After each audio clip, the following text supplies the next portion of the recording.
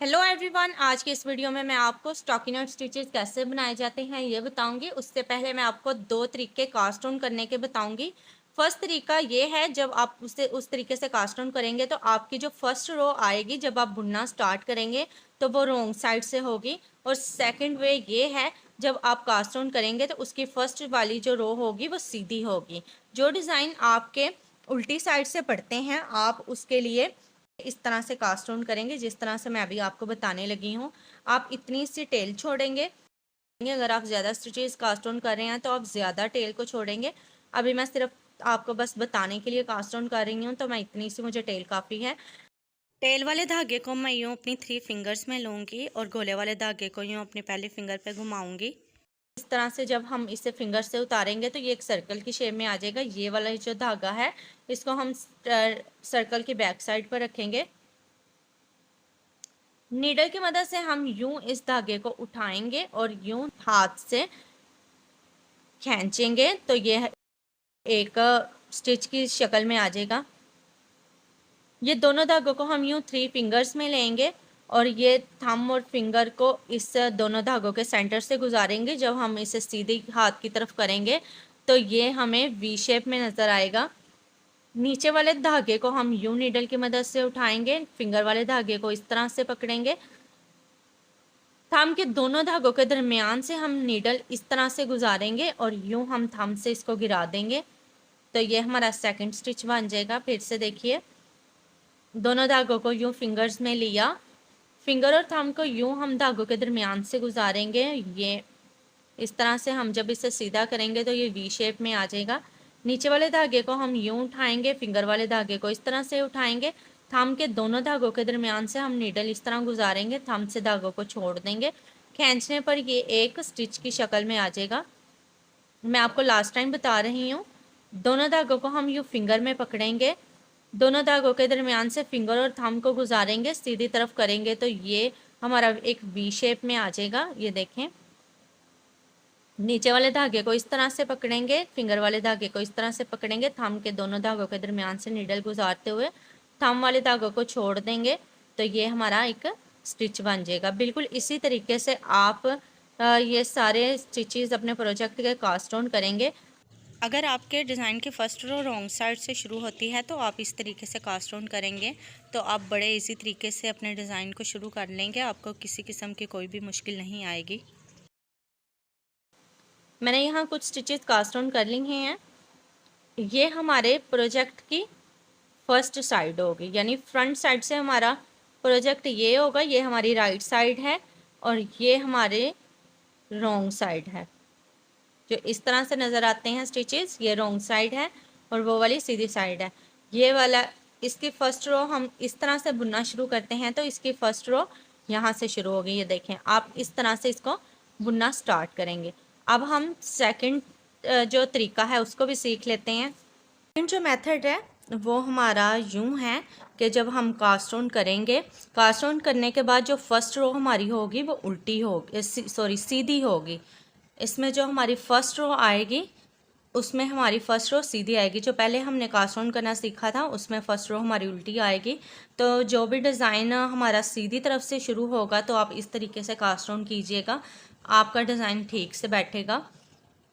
ये देखें, हम नीट यूं धागे को, ये टेल इसकी थोड़ी सी ज़्यादा छोड़ेंगे, यूं इस तरह इसकी टेल छोड़ेंगे क्योंकि ये टेल हमारा कास्ट ऑन करते हुए यूज़ होता है। इसलिए आप अपने प्रोजेक्ट के हिसाब से जितने भी स्टिचेस कास्ट ऑन कर रहे हैं उस हिसाब से टेल छोड़िएगा। ज़्यादा स्टिचेस कास्ट ऑन कर रहे हैं तो ज़्यादा छोड़िएगा। मैं यहाँ 20 स्टिचेस कास्ट ऑन कर रही हूँ तो ये इतनी सी टेल काफ़ी रहेगी। धागे को यूं हम फिंगर पर रखेंगे, ऊपर इसके नीडल रखेंगे, थंब की मदद से नीडल को यूं पकड़ेंगे। दूसरे हाथ के थंब पर हम, दूसरे हाथ पे यूं हम इस धागे को पकड़ेंगे, थंब से धागे को इस तरह से घुमाएंगे और यूं नीडल पर हम एक लूप की शेप बना देंगे। लेकिन ये इसमें से हम थंब को भी नहीं निकाल लेंगे। ये जो दूसरे वाला धागा है इसे इस हाथ से पकड़ लेंगे और इस धागे को, टेल वाले धागे को यूं नीडल पर घुमाएंगे और इस लूप को हम यूं गिरा देंगे। ठीक है, तो ये हमारा फर्स्ट स्टिच बन जाएगा। फिर से देखें, ये इसे ज़रा भी पकड़ के रखेंगे, अगर छोड़ेंगे तो ये निकल जाएगा, क्योंकि ये अभी फर्स्ट स्टिच है, इसलिए हम इसे थोड़ा सा थंब और फिंगर की सपोर्ट से पकड़ के रखेंगे। इस तरह से हम गोले वाले धागे को पकड़ेंगे, ये थंब पर यूं धागे को घुमाएंगे, यूं नीडल को इस तरह डाल लेंगे, इस वाले हाथ से अब इस वाले धागे को पकड़ लेंगे, यूं टेल वाले धागे को नीडल पर घुमाएंगे और ये जो लूप है इसको हम थोड़ा सा ऊपर करके यूं नीडल से निकाल देंगे। ये देखें, अब आप छोड़ भी देंगे तो ये नहीं निकलेगा, क्योंकि फर्स्ट स्टिच था वो निकल जाता है। फिर से देखें, आप इस तरह से नीडल को लेंगे, ये धागे को इस तरह फिंगर्स में लेंगे, थंब पे इस तरह से घुमाएंगे, यूं नीडल पे इस तरह डालेंगे, अब इस हाथ से नीडल को पकड़ लेंगे, ये टेल वाले धागे को यूं नीडल पर घुमाएंगे और लूप को इस तरह से नीडल से गुजार देंगे। ये इसी तरीके से हम आपको जितने भी स्टिचेस चाहिए आप कास्ट ऑन करें तो इसकी फ़र्स्ट रो हमारी सीधी ही बनेगी। ये वीडियो थोड़ी सी लेंथी हो सकती है, लेकिन आपके लिए बहुत ही फ़ायदेमंद है, इसलिए इसे स्किप ना कीजिएगा। अगर आपको अभी भी कास्ट ऑन करना नहीं आया तो आप मेरी वीडियो को बैक कर एक दो दफ़ा प्रैक्टिस करें तो आप बनाना सीख लेंगे। इसी मेथड से 20 स्टिचेस कास्ट ऑन करूँगी, क्योंकि आज मैं आपको स्टॉकिनट स्टिचेस बता रही हूँ जिसकी फ़र्स्ट सिलाई सीधी होती है। मैं इसलिए इसी पैटर्न से ये 20 स्टिचेस डालकर आपको पैटर्न बनाना सिखाऊंगी। ये देखें, जब हम इसे बुनना शुरू करेंगे तो ये इसकी फ़र्स्ट सिलाई आएगी। देखें, ये इसकी फ़र्स्ट साइड है, यानी फ्रंट साइड से ये हमारा प्रोजेक्ट, कोई भी प्रोजेक्ट ऐसा ही शुरू हो दिखता है, और ये हमारी है बैक साइड।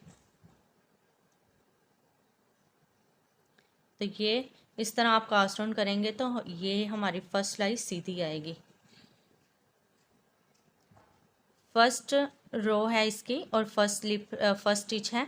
फर्स्ट स्टिच को हम स्लिप नहीं करेंगे, इससे निट कर उतारेंगे। इसके लिए हम नीडल को यूं डाल लेंगे, यूं धागे को घुमाएंगे और फिंगर की मदद से हम नीडल को थोड़ा सा धकेल लेंगे और यूं निकाल देंगे। इसे थोड़ा सा टाइट कर लें, धागे को पीछे ही रखेंगे, नीडल को यूं डाल लेंगे, धागे को इस तरह से घुमाएंगे और ये फिंगर की मदद से नीडल को यूं निकाल देंगे। धागे को हम, इस बात का आपने ख़ास ध्यान रखना है, धागे को आगे बिल्कुल नहीं करना, इसको पीछे ही साइड पर रखना है। यूं नीडल को डालेंगे, धागे को इस तरह से घुमाएंगे और इस तरह से निकाल लेंगे। स्टिच में यूं नीडल को डाला, धागा घुमाया और फिंगर की मदद से हमने नीडल को निकाल लिया। यूं नीडल को डालेंगे, धागे को घुमाएंगे और यूं निकाल लेंगे। नीडल को डालेंगे, धागा घुमाएंगे और यूं नीडल निकाल लेंगे। बिल्कुल इसी ही मेथड से हम ये सारी रो को कंप्लीट करेंगे।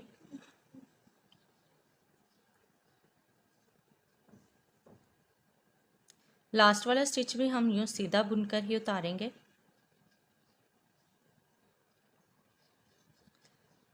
अब हम रॉन्ग साइड पर हैं, पैटर्न की सेकंड रो है। सेकंड रो का हम फर्स्ट स्टिच स्लिप करेंगे। स्लिप करने का तरीका ये है कि आप इसको यूं नीडल डालकर स्लिप करेंगे। फिर से देखें, आप फर्स्ट स्टिच को इस तरह नीडल डालकर स्लिप करेंगे, इसको इस तरह से स्लिप नहीं करेंगे, ठीक है। अगर आप इस तरह से इसको स्लिप करेंगे तो साइड पर वो अजीब सी नाट लगती जाती हैं जो दिखने में अच्छी नहीं लगती और प्रोजेक्ट भी नीट नहीं बनता और आपको सिलाई करने में भी थोड़ी सी परेशानी आ सकती है। इसलिए आप फर्स्ट स्टिच को इस तरह पर्ल वाइज ही स्लिप करेंगे। इस तरह करने से ये साइड पर बहुत ही प्यारी सी चेन बनती है जो दिखने में भी बहुत अच्छी लगती है। ये हम सारी रो को उल्टा बुनते हुए कंप्लीट करेंगे। इसका नेक्स्ट स्टिच हम उल्टा बुनेंगे। उल्टा बुनने के लिए धागे को अपनी तरफ ही रखेंगे। इस तरह से हम नीडल को डालेंगे, धागा यूं नीडल पर घुमाएंगे और यूं इसको निकाल देंगे। धागा अपनी तरफ ही रखेंगे, नीडल को यूं डाल लेंगे, धागे को नीडल पर इस तरह से घुमाएंगे, ये थंब की मदद से नीडल को इस तरह से निकाल देंगे। धागा अपनी तरफ रखते हुए नीडल यूं डालेंगे, धागा घुमाएंगे और यूं नीडल को निकाल देंगे। इस तरह करते हुए हम ये सारी रो को कंप्लीट करते हैं और ये सारी रो उल्टी ही बुनी जाएगी। ये 2 रोज का ही रिपीट पैटर्न है। इसके फर्स्ट रो यानी सीधी तरफ से ये सीधा बुना जाता है, उल्टी तरफ से उल्टा। ये सारी ही रोज को आप इस तरह बनाते जाएंगे, सीधी तरफ से सीधा, उल्टी तरफ से उल्टा। लेकिन नेक्स्ट स्लाइड भी देखें, उसमें भी आपको मैं फर्स्ट स्टिच स्लिप करने का तरीका बताऊंगी।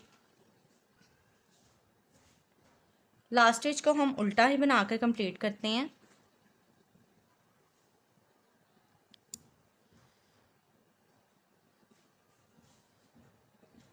थर्ड रो पर हैं, थर्ड रो फिर से सीधी है। ये 2 रोज रिपीट पैटर्न है, इसलिए हम इसको सीधी तरफ से सीधा बनाएंगे, उल्टी तरफ से उल्टा ही बनाएंगे।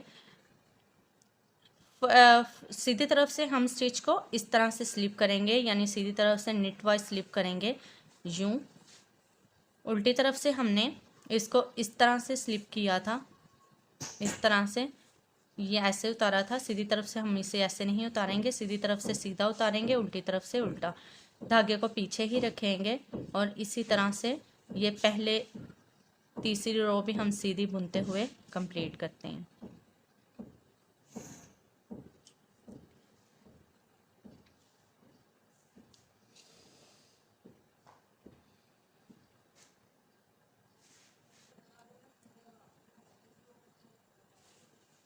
ये लास्ट स्टिच को भी हम सीधा बुनते हुए नीडल से यूं उतार देंगे। अब हम पैटर्न की 4th रो पर हैं। 4th रो इसकी रॉन्ग साइड की है, तो रॉन्ग साइड से हम इसको उल्टा ही सारा बुनेंगे। इसी तरह आप एक रो सीधी तरफ से सीधा, उल्टी तरफ से उल्टा बुनते हुए जितनी आपको लेंथ चाहिए उतनी लेंथ बनाएं। जब आप इन 2 रोज को रिपीट करते जाएंगे तो ये हमें कुछ इस तरह से दिखाई देंगे। ये इसकी फ्रंट साइड है। फ्रंट साइड से हमें ये पैटर्न इस तरह का दिखाई देता है और ये इसकी बैक साइड है। बैक साइड से सारी रोज उल्टी हैं, तो ये हमें इस तरह का ही दिखाई देगा। ये पैटर्न बिगिनर्स के लिए बहुत ही इजी है, आप इसको इजीली बना सकते हैं। और जिस चेन की मैं आपसे बात कर रही हूँ वो ये है।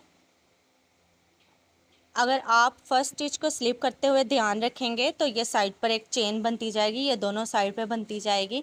ये दिखने में भी बहुत ही खूबसूरत लगती है। और अगर आप इस फर्स्ट स्टिच को स्लिप करते ध्यान नहीं देंगे तो यहाँ साइड पर एक नॉट बनती जाती हैं, जो दिखने में भी अच्छी नहीं लगती। और ये स्टिच आपको काउंट करने में भी मदद देता है। ये चेन बने तो आप इजीली इसको स्टिच भी कर सकते हैं। अब तक के लिए इतना ही, मिलते हैं नेक्स्ट वीडियो के साथ।